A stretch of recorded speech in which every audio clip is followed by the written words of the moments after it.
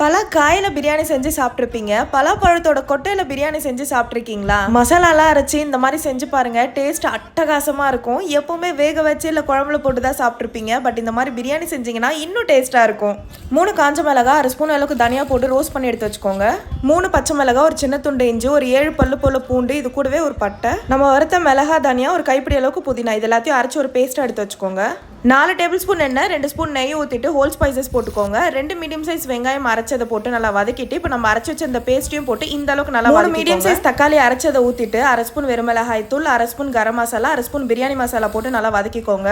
உப்பு போட்டு வேக வச்சிருந்தா பலாப்பழ கொட்டையை ஆட் பண்ணிக்கிட்டு 1/2 கப் அளவுக்கு தயிர் ஊற்றி நல்லா மிக்ஸ் பண்ணிட்டு 2 மினிட்ஸ் நல்லா வதக்கிட்டு 1.5 டம்ளர் அளவுக்கு தண்ணி ஊற்றிக்கலாம். நான் 1 கிளாஸ் அளவுக்கு ரைஸ் எடுத்திருக்கேன். இப்போ தேவையான அளவுக்கு உப்பு போட்டுட்டு இந்த அளவுக்கு ட்ரையாக வரும்போது சிம்மில் வச்சு ஒரு 10 மினிட்ஸ் தம் போட்டு இறக்குனீங்கன்னா ஒரு சூப்பரான பலாக்கொட்டை பிரியாணி ரெடி.